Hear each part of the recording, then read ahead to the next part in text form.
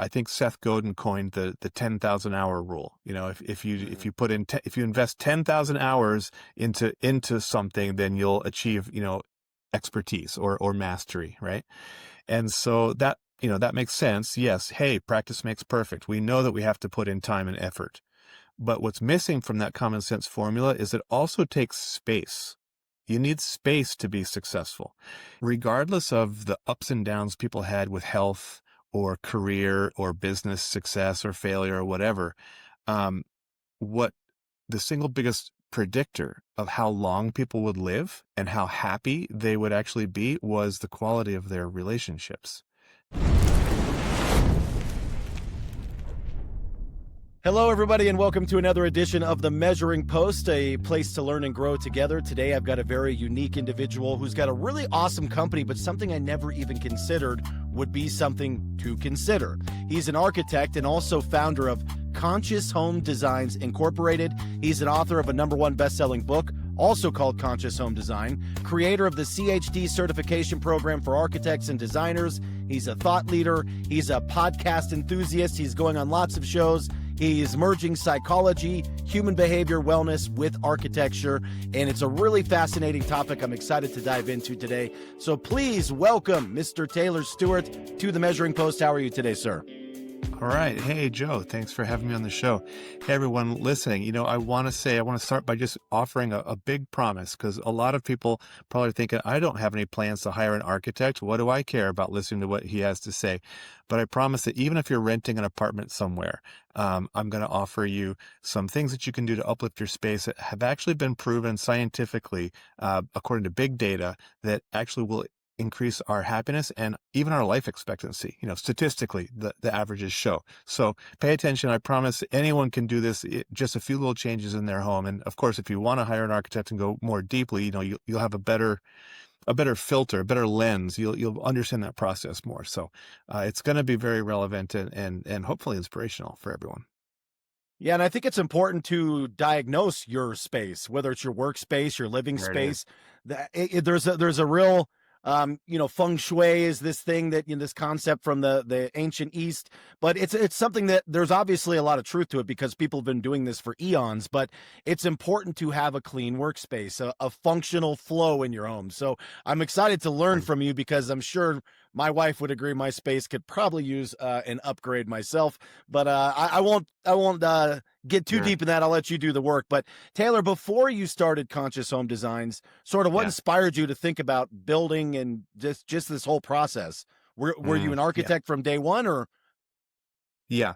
So Conscious Home Design I published the book in 2019, but I had already been in the industry for 20 years. So and I always knew I was going to write a book, even from my college days, but it just took me a couple of decades for all of my, thoughts and ideas and my experience to gel and be able to consolidate it into a nice, system that was relevant. A lot of times people will say conscious home design. That sounds interesting, but what does that even mean, really? And so, the mind might go to, oh, does that mean like straw bale or eco-friendly or alternative building materials, or does that mean that's some sort of feng shui, like Eastern, a Chinese system or some space clearing thing? And it's actually not any of those things. It's not a particular style. It's not a particular commitment to a certain building material or methodology. It's really whether you have a cottage or a castle, whether you like a modern home or a mid-century or a classical traditional home or anything in between, any style, any size, anywhere in the world, conscious home design is applicable because it's not an architectural style. The system is really going through you as an individual and the people who will be using this space and saying, here's what we know from science about the science of human excellence and achievement and happiness and fulfillment and expanding into our potential, human greatness. Here's what we know works. We've learned so much through sports and the Olympics and science and nutrition and psychology and all these things. But architecture, we're still designing homes, style and technological advancements aside, we're still designing them the way we did 50 years ago. And so conscious home design is about bringing what we know about the science of human excellence into the home so that we can facilitate that growth. So you don't just live there, but you actually grow and thrive there in the home. Yeah, that makes a lot of sense. And so that leads me to a question. Is this better suited for like new build homes? Obviously, you talk about whether they're old, different places, but if they're built on Hmm. a previous design paradigm or structure that was way Hmm. outdated to modern, living, is that Hmm. an easy transition? Or is it better if you're like, hey, this is a new community, let's start from the ground up and build them in this particular fashion? Sure. Conscious home design principles are going to work with you. We're going to meet you wherever you are. So whatever, if you're working with existing walls, then, we'll see what we can do to implement these concepts, these ideas into that situation. Obviously, if you have the chance to build from the ground up, then, that's blue ocean, right? And we can really go deep and just bake it into the mold and build it into the bones of your home. If we can help facilitate your life, if you can create your home, you can create your future, where it really gives you the opportunity to take control of your destiny. But that said, it doesn't mean you can't improve. Like I said, someone living in an apartment can still start putting some of these principles to work for them without having a lot of control. They're not going to be changing down walls or any major renovations. It's simply just the way they um, dedicate and decorate spaces. So that's sort of surface level stuff, but we can also go deeper ideally we build whole neighborhoods brand new according to these principles.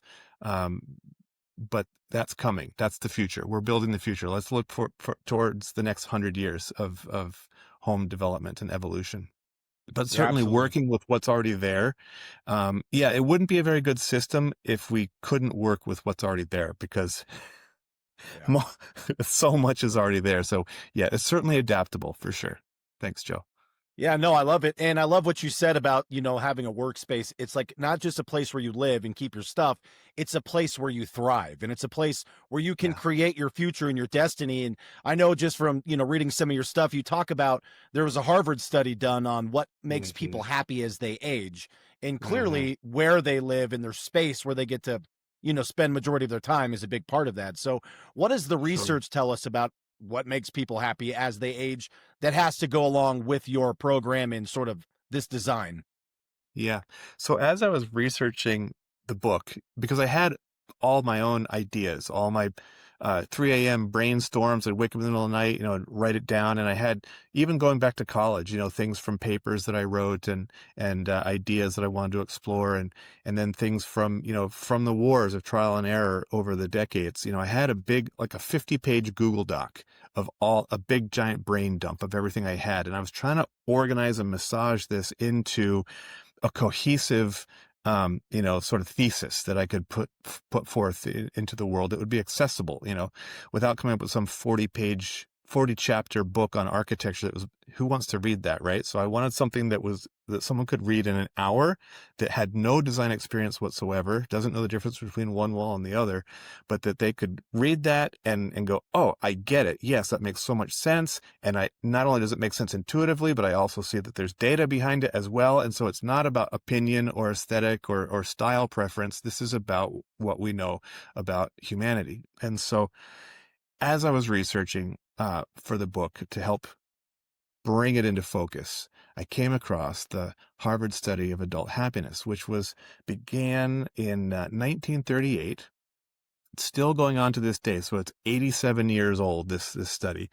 Wow. Uh, all the original participants have now passed away. They're on second and third generations now because they were 18 years old. They were over 18 when they started, college age, and now 87 years later. So do the math. But what they did was they took everyone on their intake form that participated in the study and did a complete workup. Hey, what's your mental state like? What's your emotional state like? What's your physical health like? Blood tests and all that, and then look at their circumstances. How are things going in your life, in your home life? Where do you live? Do you have running water or electricity or not? It's again 1938, right? Not everyone was in 1938 America. Not everyone had running water and or indoor plumbing. People were still doing outhouses in some parts of the country in those days. So they did a full sort of snapshot of who these individuals were, and then they stayed with them and tracked them throughout their whole life. And periodically, they would come back and have them and re-up and say, "Hey, how are things looking now?" And they'd retest all their, and so all these, data points as they move through life, and they found that regardless of the ups and downs people had with health or career or business success or failure or whatever, um, what the single biggest predictor of how long people would live and how happy they would actually be was the quality of their relationships. Had nothing to do with financial or home or anything like that. It was all, or business, it was all about their personal connections. And so they, I said, wow, okay, wait a second. This is the single biggest predictor of life expectancy, relationships. I said, okay, well, so the highest aim of architecture is to help people realize their potential. And so if this is the single biggest factor in giving people every opportunity to reach their potential, then I need to figure out how I can structure relationships, facilitate relationships, support relationships, encourage relationships in the home. Because over the course of our life, we're going to spend about half of our life in our home. There may be times where you're only going home to sleep and shower, and you're out the door and you're very busy. But average over your whole lifespan, you'll spend half of your time in the house. So it really plays a factor. So I really started diving into this idea about relationships. Yeah, it's a honestly a pretty common theme, I would imagine, and it makes a lot of sense that it doesn't matter. Yeah, it's nice to have money. It's nice to, have a great career and all this stuff, but if you don't have anyone to share it with and you don't have anyone to have your cup of coffee with in the morning, it gets lonely really What's the quickly. point? And you see Yeah. that a lot. My grandmother, who's still alive, she'll be 94 in January. We had a conversation similar to that, and it was a real basic question, but it was like, what's the toughest part about getting older other than the physical part. Mhm. And her answer was very similar to that. She goes, it was the fact that I outlived everybody.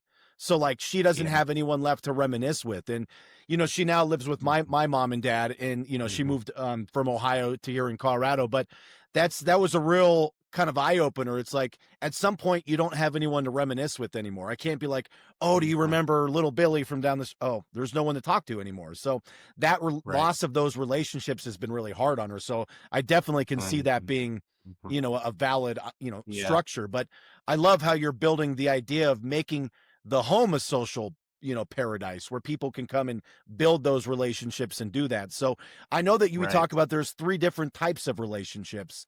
Can you go Sure. over what those are and how the home can help shape those?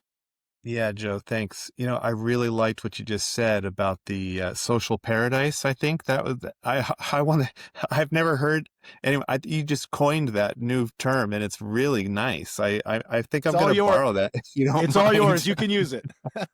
We're creating a social paradise in the home. Yeah, absolutely. So, you know, Harvard was very clear in their study that when they said relationships, that was not limited to romantic relationships. Obviously, you most people choose when they choose to live with a partner.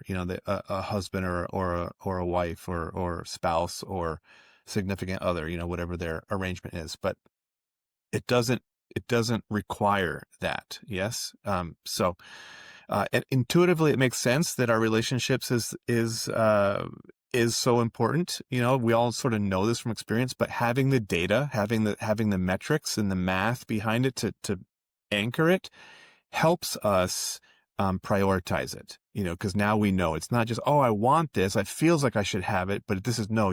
There's logical reason behind it to justify it as well. So that can really help us move forward.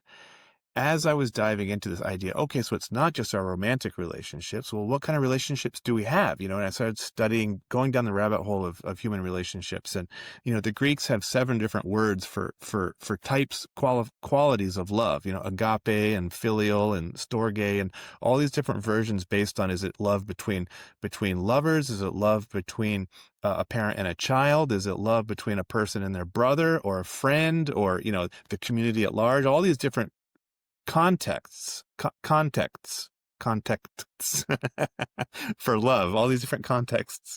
And that wasn't enough. I still wanted to know more. And so I found, as I looked at the broad spectrum of human relationships, I found that they're all going to fall into one of three categories. And those are our giving, our receiving, and our reciprocal relationships. So an examples of giving relationships are ones where we are the primary giver. And so those are the relationships we're going to have with people that we're teaching or mentoring or coaching, children that we're raising or parenting or babysitting, even plants and animals, our pets, or if you put a bird feeder out, that's a giving relationship that you're engaging nature with. And so, we want to have giving relationships in our life. It gives us an opportunity to um, think outside of our own self. It gives us a chance to be selfless, right? To help, we expand. We expand to include the care of others in our circle, right? In our sphere. And so then we have our reciprocal relationships, which is like what you and I are having right now, Joe. We're standing on equal footing. You bring what you bring. I bring what I bring.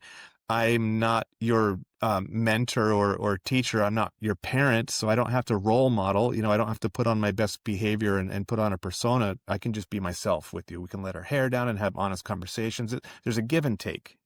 So the relationships we have with our peers, colleagues, coworkers, friends, spouses, these are all sort of reciprocal examples of relationship, and it's a different flavor. It has a different energy, and so we also want those to have a well-rounded and rich life. And then our receiving relationships are the ones where we are the recipients of the care of someone else. And so those are the relationships that we have with our parents and elders and ancestors, with our coaches, mentors, and teachers, and heroes that we draw inspiration from, or even spiritual figures, right? So anyone where we're going to be receiving wisdom or inspiration or knowledge or love or care and concern. Of course, we all want to feel loved, but we also want to give love too. So we have our receiving and our giving and our reciprocal relationships. As we go through life, we're going to experience different amounts of each one. If you've got young children at home, you're just gonna be giving, giving, giving all the time, and you're not. You're gonna be like, oh, please, could I just get an hour of reciprocal time? I just want to hang out for some adult talk for a little while. So there's gonna be ups and downs as we go through life. But in the scope of our whole life, we want to have a healthy balance, a healthy mix of all of them. And of course, that's going to look different for different people, whether you're introverted or extroverted, and what works for you and your style. Do you want to have a whole tribe of friends, or you just want to have 2 or 3 very close friends? And there's no right answer except what's right for you. However, we just want to make sure that we have opportunities for giving, receiving, and reciprocal relationships. Whatever works for you, let's have all 3 kinds. And so Conscious Home Design I said in Conscious Home Design, I want to make sure that we have opportunities for all 3 relationships, all 3 types, all 3 categories, giving, receiving, and reciprocal in the home. I love that. So, quick question, just because this is new concepts to me. Are Sure. those spaces typically different from one another? Like a giving Mm, environment different than where you would have your reciprocal time as nice. versus, your wisdom time? I'm assuming they aren't, there might be Yeah. some overlap, but probably a little differentiation. Yeah. Yeah. So, yeah, I like the way you think, Joe. You're right on the money there. So, at face value, you could go through and say, all right, well, the living room, that's going to be, there's going to be some overlap. I may be in there with my kids, and that's going to be a giving relationship, or I may be in there with my friends, and that's going to be a reciprocal relationship. So the living room certainly is about telling stories of your life and fostering relationships, but they can be different kinds. you know, um, Dining room, the kitchen is maybe a space that has a giving relationship. You're there preparing food, either for yourself or for others. So it's primarily, creating this nurturing energy. But so you could go around the house and you could sort of identify which rooms have the predominance of what relationship category. But what I do in conscious home design is I said, look, let's not just let's not stop with making sure that every home has opportunity for all three kinds. What would it look like if every room in your home had intentionally was designed to have opportunity for all three types of relationship? And so an example that I like to use for people is a room that we typically don't even associate with relationships at all. It's really something where we think about this as a private space, and that is the bathroom. Right? But the bathroom is not a room where we're thinking, "Oh, yeah, it's where I'm gonna hang out with my friends," it's not a social place, unless you have toddlers, You then have you some can't weird get away friends. Yeah. from them, right? But if you're an introvert and you're at a party and you just wanna go and shut the door and to catch your breath, the bathroom is your salvation, right? And so that doesn't mean that the bathroom cannot be a place to cultivate our feelings of connection and our relationships. And so let's think about giving relationships in the bathroom. If your bathroom happens to have a window to the outside and has some natural light, it's not too difficult to get a plant or two in there on the windowsill or a hanging pot. And so then that actually has multiple layers of function. Not only does it give you an opportunity to have a little bit of a giving relationship, you just go, it's low maintenance, right? Once a week, just get some water from the sink, put it in the thing, say hello, pull off a dead leaf, and there you go. But it also, physiologically, we know scientifically that the mind calms and that the heart rate slows and the breath uh, is less is more regular. We breathe more deeply and more regularly when we see green plants and nature. And so putting that in the home actually can help us calm and regulate. And so, the bathroom it's not just a place to take care of your body and quickly do your business and get out there. You can actually, in the same amount of time, you can actually have it start to feel like a little more gardeny, a little more like a more spa or an oasis. And so a plant or two. And if you don't have a window, then you can get a full spectrum light bulb. And the plants will do just fine under that kind of artificial light.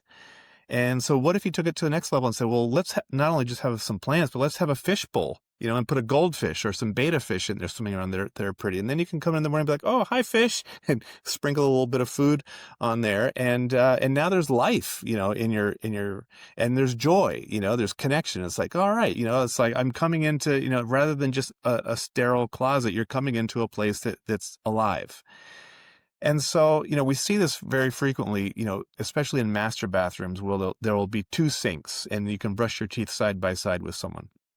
And if you want this for your lifestyle and if you have the ability to create it, you could, we can create shower rooms that have two heads so you can shower together, and that way you don't have to take turns in there. It's more convenient, and it's a social thing. Or you can have a large oversized tub, a jacuzzi tub or a soaking tub that's big enough for two.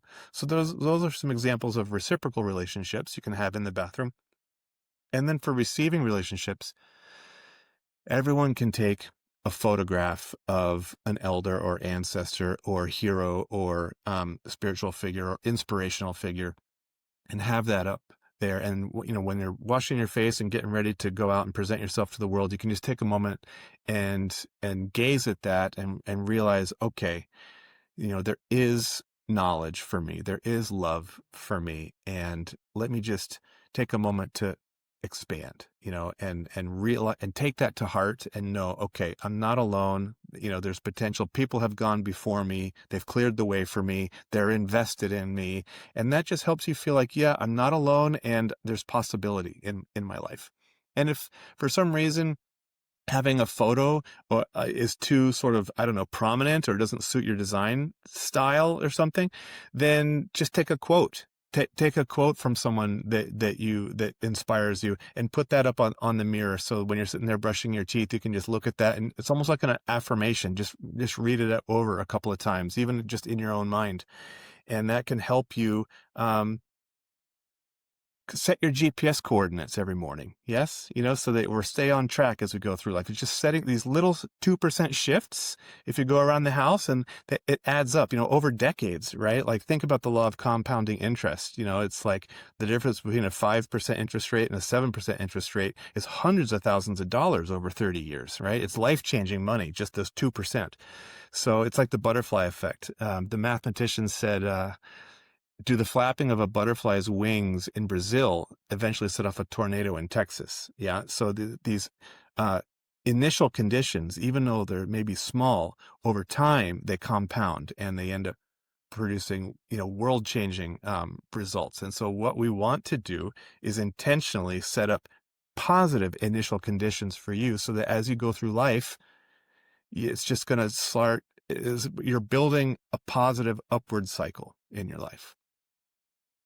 I love that, and it's definitely something I've never considered, especially with the bathroom. You're right. That's just sort of like go in there and handle your business, get out, and but when you think about things with that sort of filter and that sort of perspective, there really is a lot of ways that you can utilize your space in a more giving, nurturing, reciprocal kind of way. And I agree with the compounding interest. I used to work in finance as a mortgage broker, so Okay. I've seen it firsthand the difference of a single percentage point over 30 years. It is Right. astronomical, and Right. you do create a ripple effect by these positive, tiny little changes in your day. The 1%. Get 1% better every day sort of mentality. And over time, Right. it does change not only what you can become, but what you believe and how you act and how you function. So I think that's a really important thing to consider. Just we always get stuck in this idea that we have to make the hugest, biggest change immediately today. We have to rip everything apart and start from scratch, when literally it could be as simple as, hey, just put a little plant in your bathroom. And that one little step might, sort of inspire more changes and more growth. And it doesn't have to be as big as we always tend to make things. So I have a Right. question, and I want to lead you into something I want to hear about. But when Sure. you're thinking about like what the home needs, and sort of when you were designing your CHD system, what frameworks do you pull Mhm. inspiration from? Mhm. And how did you Mhm. sort of develop your process? Yeah. You know what? It ties back to what you were saying. The ripple effects. It ties back into, you asked me, do you have to start from scratch? Or can you work with the existing homes? And so little 2% shifts. We can work with the existing homes, right? So to go in there, and you can really build on that. However, if you are building from scratch, then you have the opportunity to really make a quantum leap in terms of, it. So conscious home design does not have to be all or nothing, like just putting a plant and putting a quote, go as you go through every room of the house, just do an evaluation. You mentioned that at the beginning of the call, self-evaluate your space and say, do I have opportunities for giving, receiving, and reciprocal relationships? Are there any gaps? Do I want to make any changes? Oh, yes, maybe I'd like to have this. And so making those little shifts, if you do it intentionally, if you just unconsciously throw some plants around, will you get some benefit? Yeah, they'll help you clean the air, and they physiologically calm the body when you see them. But the power is in the intention. So you definitely want to be intentional about it, because just throwing a plant up isn't really going to be it's not going to change your life, but it will if it becomes part of your intentionality about how you move through your life, right? There's a connection of, we are the sort of the taking charge, taking responsibility of our own future and our own destiny means, you know, owning it and being responsible and and having that. That said, we all have our individual needs, but there are some universal principles at stake, and that comes into the hierarchy of human needs pyramid. So Abraham Maslow, for those who don't know, is a psychologist whose work really started to take off in the 1950s, and for the next 50 years was put to the test under every circumstance you could imagine. And it's really stood the test of time. It's proven, and it basically starts with, hey, we have physical needs. We all need food. We all need shelter. We need a safe place to sleep, right? We have our needs that just to protect the body and keep it alive, keep it alive. But we're not animals. We have other needs besides that. You can keep someone alive, but it doesn't mean they're going to have a good quality of life. It doesn't mean they're going to be happy or enjoy their life. And going back to the Declaration of Independence, we have life, liberty, and the pursuit of happiness. These are our given rights, yes? And so pursuit of happiness, Abraham Maslow found that pursuing happiness, feeling happy, also includes higher needs beyond just those of the body, such as opportunities for creative expression, whether that's in a professional capacity or just for yourself as a hobby. Opportunities for personal development. We all want to feel like we're good at something, like we're skilled and that we're getting better at something, that we're competent, and we're growing. There's personal growth happening. Opportunities for love and connection. Opportunities, we want to be respected. We want to have opportunity to share our worth, our value with others. Yes. And so these higher needs, as I look through the floor plans, and I've seen countless thousands of home designs and floor plans, homes are very good at providing shelter, and they can, and certain spaces like a living room, for example, is a great place to start building connections, but it's limited, so th- you know the spaces typically do not the average home does not guarantee opportunities for all of our higher needs according to the hierarchy of human needs pyramid. And these are universal needs, it's irrespective of culture or what country you're from or what religion or race or anything. These are just human, essential human needs. And so in conscious home design, I said, well, okay, well, what would it look like if we designed homes to hit every single need that's there? So that's that's the opportunity we have to do if we're building from the ground up, is you can really just, I mean, it's like blue ocean in terms of potential for you to create your future and create your destiny. Yeah, that's something that I'll have to look into. Abraham Maslow. Maslow. Yeah, no, Yep. that's really interesting. But again, it seems like that would be such common knowledge. But if you don't really think about it, you know, of It course we do have a is. lot of the same needs, but it's not something you ever think about. So, I always Yeah, find because my people are greatest staying in their breakthroughs. lanes. Yeah, and I always find my greatest breakthroughs are usually the simplest ideas. It's like, yes, we have needs, but Uh-huh. have you ever really mapped them out and what they are and then tried to identify how you can meet those needs? I never have. Right. So now this Right. gives me something else to look at. And, I know you use that as your principle behind the design, the CHD design, but the environment shapes your behavior as well. And I know that you talk about something called the sunny window effect. Can you dive a little Hmm. deeper into what that means and sort of how that reflects in your daily activities? Yeah, sure, Joe. So you're aware, I think at this stage in life, if you're paying attention, we all are aware of the mind-body connection, and so if we're optimistic, then that's going to send enthusiasm into the body. It's going to send a burst of, if we're excited about something, and then it's going to feed our energy into our body, and we're going to activate and animate and go get it done. Conversely, if we're feeling depressed or sour about something, then that's going to make the body have less energy flow, and we're going to be more sluggish, and we're not going to be motivated and not as energized. Yes.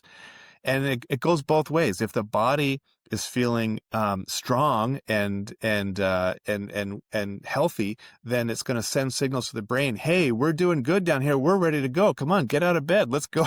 Let's go get it Yeah. done. And if the body's feeling sick and not feeling or tired or unwell, then it's going to send signals. Hey, take it easy. Look after us today. I know you're excited, but please, we need to rest. Right. And so it's a two-way highway. The mind body environment connection is just as real and just as proven. It's just that people aren't as aware of it. So my work with conscious home design is to help us become aware of it and put it to work in our favor, because the environment is going to influence us and play a factor in our moods, in our energy levels, in the way we engage with life, whether we're aware of it or not. And so let's be aware of it so that we can shape it in a way that we want. Winston Churchill said, "We shape our bodies, and thereafter we shape our buildings, and thereafter they shape us." So we want to shape our buildings in a way that they shape our behaviors and our moods and our attitudes, in the way that is going to help us reach our goals. So, we are physiological beings that were evolved in nature. You know, when we show people landscapes, nature scenes, we find that again, there's that calming effect with the breath rate and the heart rate and everything. When we show them pictures of cityscapes, even though you may think that's beautiful, a nice skyline, or a nice neighborhood with a row of houses that are tastefully done. You may think, oh, that's a very nice picture, but it doesn't have the same physiological conditions. If you hook someone up to a machinery to measure sensitive machinery to measure their pulse and breath rate and everything.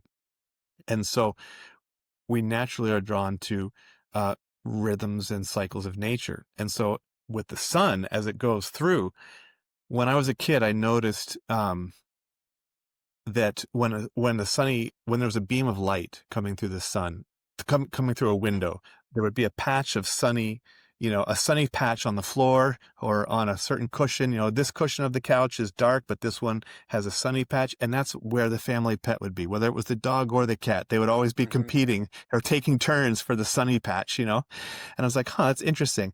And I can remember sitting there, either playing with toys or reading a book, and then it would be sunny and it'd be nice, and then a cloud would come by, and suddenly it would get dark, and the room would dim, and then the cloud would move past, it would get bright again.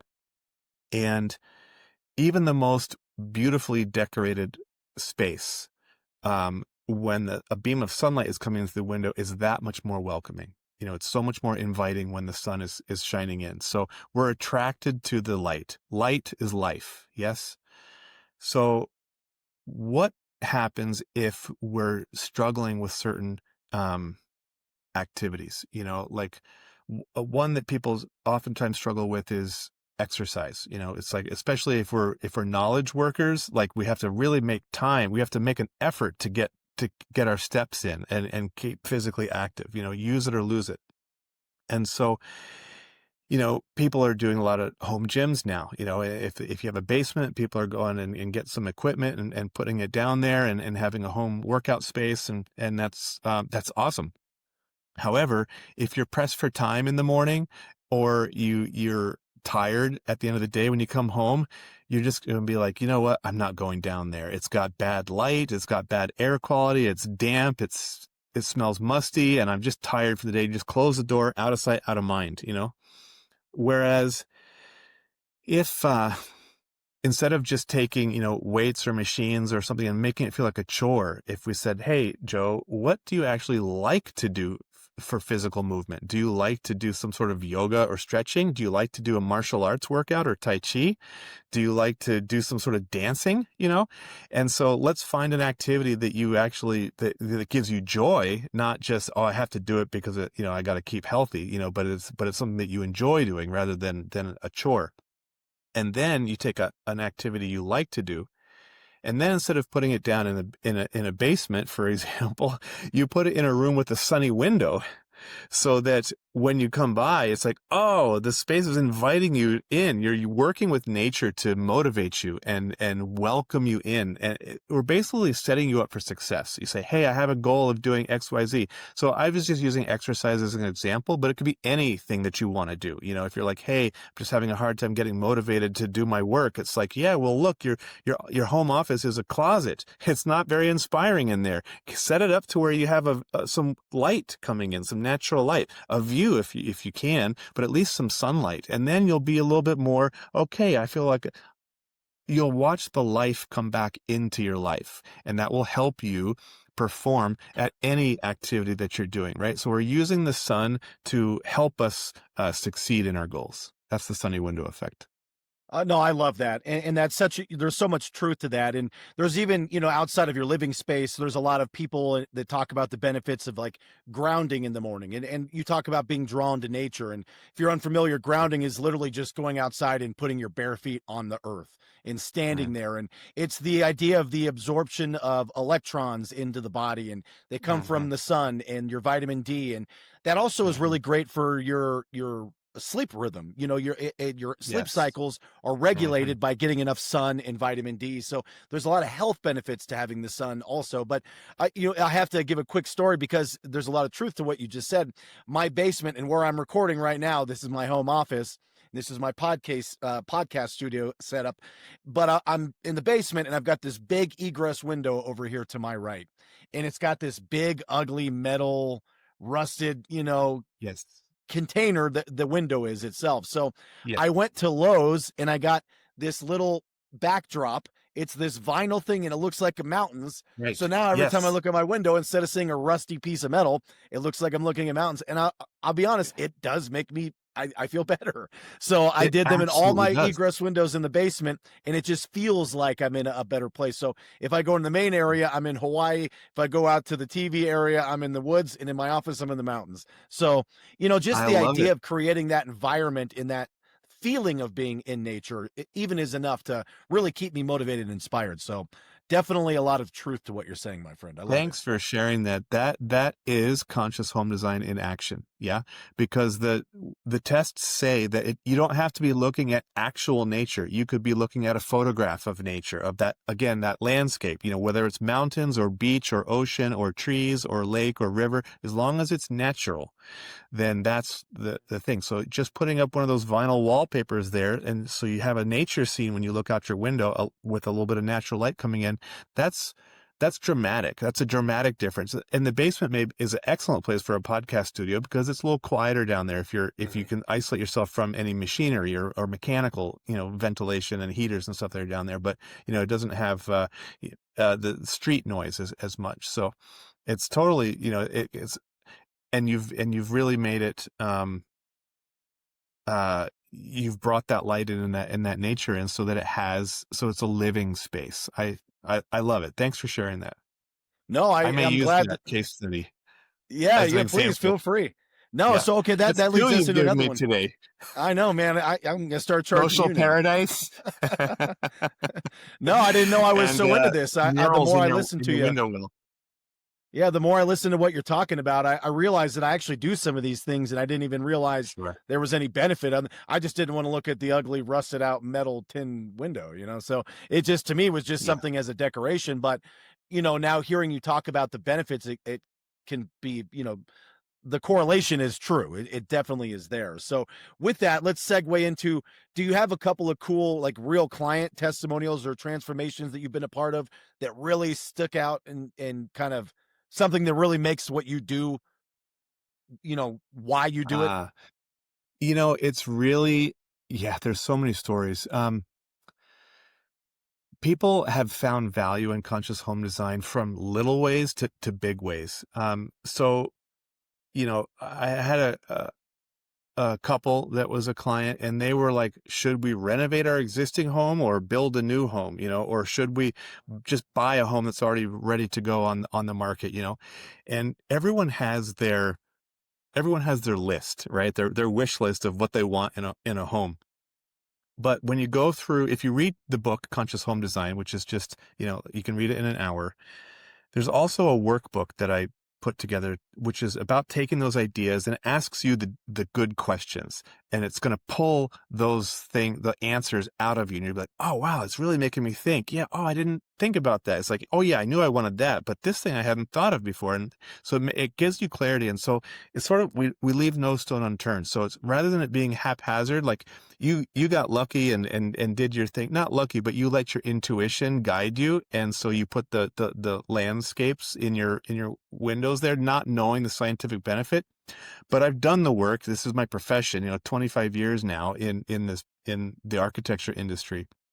And so I'm drawing on the scientific things and saying, this is why we do it, and so going through that, it will expand and refine your list, right? And so if you're thinking, well, I know I'm going to make a move, I might not hire an architect. I probably won't hire an architect, but I know I have to move.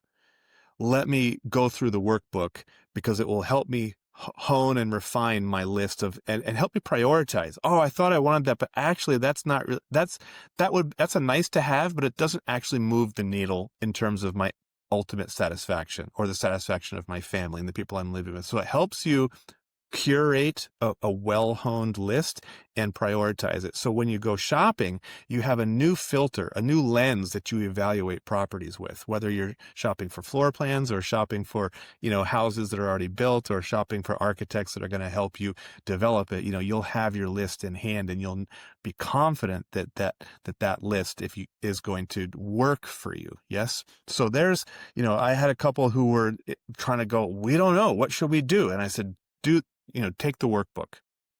go through this and help get clarity. And then they were able to get clarity to move forward confidently, because clarity is confidence, and confidence is speed. Right. And so if you find yourself procrastinating, it's like, well, you just don't know, there's doubt. That's why you procrastinate. But when you have clarity, it's like, oh yes, bang, now you're ready to move forward. And so that can make a huge difference in terms of moving, or building a house. It's a big life change. And so having that clarity is very powerful. Yes.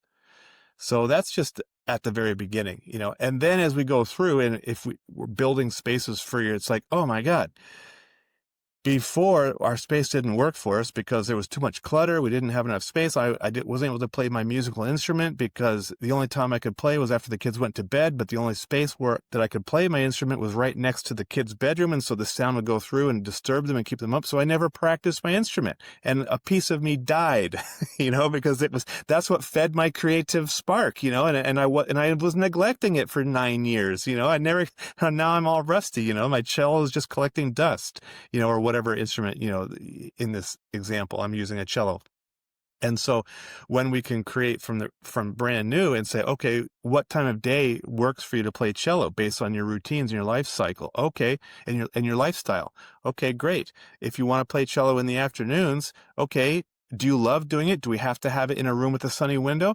If yes, okay, let's make sure we do that. If no, if you're just going to do it anyway, you don't need the sun because you're just so enthusiastic about it, we just get you into a room that maybe has a north light, not direct sun, but it has daylight in it. That's good enough. But it needs to be separate. You don't want it right next to the kid's bedroom, so adjacent. So it's really about space planning. It's saying, hey, who are you? What do you want to do? And where not only is the room the right size, it's size appropriate, it's not too big, it's not too small, but it's in the right location. And that's what's going to open up the possibility for your life. And I think that's something most people don't consider is like earmarking certain spaces for certain activities. It's just sort of, well, this is the house I live in now, and whatever's here is where, wherever my couch fits, that's where it goes. But there's a Sure. way to be smarter in planning. Like I know that, when I moved into the house I'm in now, the basement was unfinished. I knew that I work from home, so I needed a nice home office. So the Sure. basement was where I planned it and designed it. And again, I was very conscious about how I built this particular space, but there's been plenty of times in other spaces in my house that I haven't given a second thought to. It's just, well, this is Hmm. the TV area, so I put a TV there and there's a couch, and that's just what it is.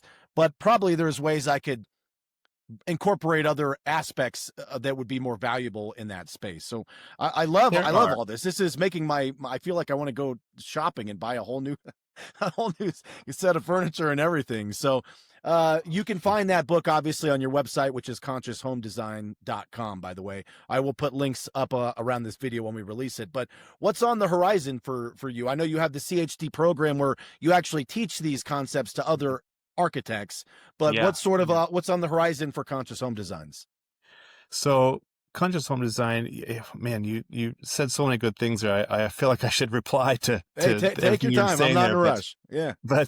okay, like you have certain intentionality. Like you were really focused on your office. You were mentioning it's like because you're really tuned in to your work rhythm. You know what it takes for you to succeed. You know what your working hours are. You know what times of day you're at your best and you're peaking. And so you want to, you have your fingers on the pulse, so to speak, of what your work life needs to succeed. And so you put that attention into your home office. But certain other spaces, you just haven't put the attention on it, and that's very common. People don't because we're busy living our lives. We don't know. Mhm.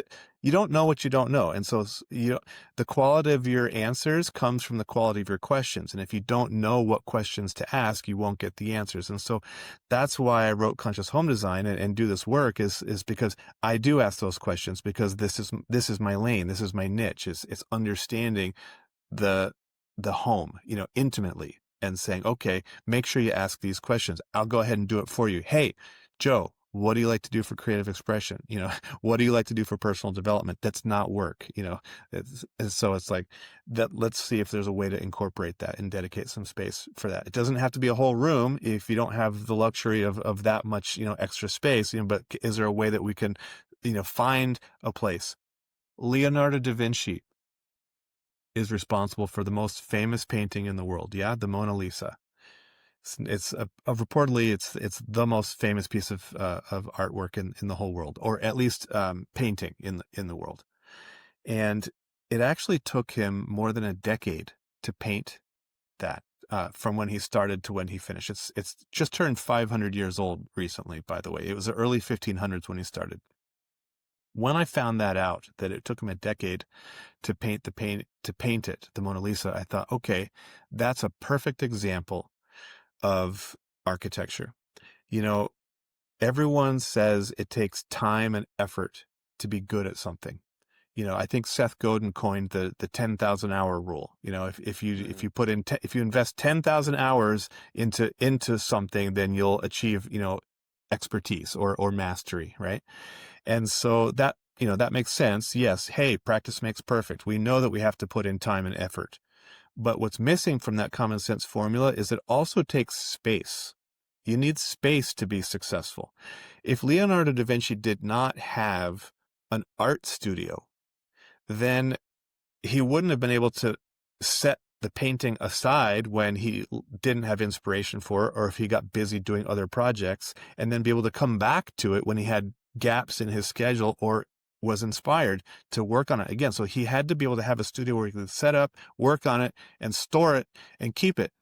Architecture, whether it's art or science or medicine or technology, all of our human achievements are possible because of architecture, of the ability to control our environment.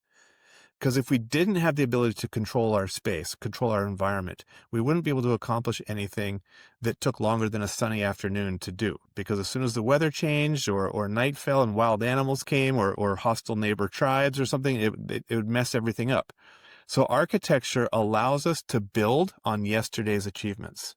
And so we can keep evolution keeps going up. And so it takes time, effort, yes, but it also takes space, dedicated space to your activity. Imagine trying to work from home, but your office was your kitchen table. If you didn't have your home office set up the way it is, it would be difficult. Or if it was the dining room table, because every night when it's time to eat, you got to clear up all the papers and close the computer. And that setup and breakdown time it's a friction point, right? And it changes the focus, and your effectiveness, right? So dedicating space to your certain endeavors is going to exponentially increase the chances of success in them. And it's certainly going to remove friction and make it easier for you to do that. And so as we go through all of our needs, we want to look for ways to dedicate the space into that. So conscious home design can help pretty much everyone in the world, as long as they have shelter. If you don't have shelter, then I pray for you. I hope you can find shelter and be safe. But if you've attained shelter, then now it's time to start looking at how can I uplift it, and so that it supports me more than just my physical needs. And that's what conscious home design is about. I'd love to help everyone in the world, but I can't. I'm just me.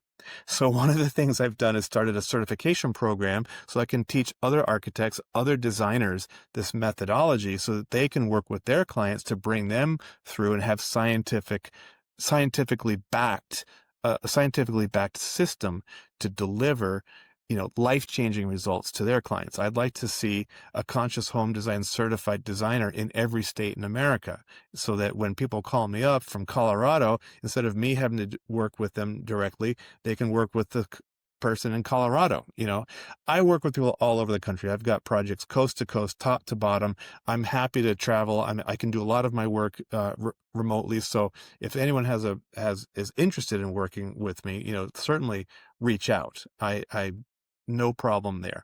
But part of my that ripple effect and serving instead of me serving hundreds or thousands, if I want to serve tens of thousands or hundreds of thousands or even millions, I need to build a network, a team. And so that's what the Conscious Home Design certification course is all about. Thanks for asking about it, Joe. Appreciate that. Yeah, and I think a good starting point, guys, also before you even, consider reaching out to Taylor or another architect, go through the workbook. Like do Yeah, the simple work up front. So go to Conscious Home Designs. You can download or purchase that on the site. Make sure you get a copy of that. Start working through it, and then maybe just even take some time to reflect on your spaces and like where is your space at now, and where would you like it to be. But you're absolutely right to dedicate a space to those things. And it's funny, it really rings true for me when you're talking about, before I built the office in the basement, I was working at my dining room table, and it was a nightmare. It was a pain in the butt. And I got two kids, and they're yeah, running around like wild animals, and my that's dog's right. running around, and the phone's ringing, and the mailman's knocking on the door. And it's like, it was very distracting, and I was Yeah, definitely far less productive. So that right. why it was a priority for me to isolate this space for just me. This isn't my wife's office and my office. She's got her own space for her work. She works That's remotely right. part-time as well. This is Yeah, this is Joe Mass's space. And like, yeah, my yeah. kids can come and talk to me in here, but then get out. This is like, when I'm here, this is like me traveling to work. As if I picture it as if I Yes, drove to my office, I went down to that's the right. basement, and I closed my door, and you can't see me for a couple hours because I'm working. So no, I think Hmm. there's a lot of truth to that. Hmm. I'm actually quite excited. I'm going to get a copy of your book. I would love to read this and do more of this work, because I didn't realize I was surprisingly already on the path. I just didn't know that I was doing it. But there's definitely Sure. always room for improvement. But I love what you're doing, and this has been a very eye-opening conversation. So with that, is there any sort of final thoughts or takeaways that you'd like to leave with the audience before we wrap up today? Yeah, let's just, as a recap, if someone wants to get, if you want to just make any kind of shift in your space rather than being haphazard about it, go ahead and go to conscioushomedesign.com. Get it. You can download instant PDF, the book, the workbook, and the audiobook bundle. I think it's $47. So really, tiny money for life-changing results. And in the future, if you do end up working with an architect, any architect, not just me, if you've done the work on that workbook, you'll be light years ahead of the average client who walks through their door and says, "Hey, build me a house." Because if you have that list, it's just, they're gonna be like, "Wow, this is the best kind of client is an educated client." And this is how you educate yourself. And again, it gives you the clarity and confidence to move forward. And so if an architect or designer suggests something to you, you can quickly know if it meets or doesn't meet your criteria. So it helps you evaluate and weed out, false starts, so to speak. I'd like to leave everyone. I'd like to just recap and leave everyone. The single biggest thing that you can do to uplift your space and impact your future is to intentionally cultivate your relationships. Our giving, our receiving, and our reciprocal relationships. As you go through your house, take a look and think about the relationships that you have and see if you have opportunities for them in your home. And if you find that there's maybe some gaps, or hey, I'd like to cultivate more of a certain type of relationship or certain quality of relationship, then look for ways to dedicate space to that. And that's really the big takeaway that I'd like everyone to have. And I think it's such a powerful one. I love that. And again, you don't think about your space as having anything to do with your relationships, but after hearing you explain it and sort of the correlation and the connection between your significant others and your children and your faith and whatever space you use to accomplish those relationships, it makes perfect sense to build them in a way that's efficient, and they got good flow and energy in there. So I love it. This has been a very eye-opening conversation for me. Again, guys, check out conscioushomedesign.com. Reach out to Taylor. You can find him on LinkedIn as well. You can also reach out to me if you would like his contact information or can't find the link for whatever reason. I will post that around here. But I love it. I love what you're doing. Can't wait to get a copy of this book. I'm definitely going to go through it, because in the next couple of years, I know we are going to be looking at a forever home. And my son's in college now. My daughter, once she gets to that age, we're gonna move somewhere, and this is gonna very much be on my radar. So, Taylor, thank you for your time on the Measuring Post. Visit conscioushomedesign.com, and let's get out there and build us some social paradises in your very own home. Awesome. Thank you, sir. Thanks very much, Joe.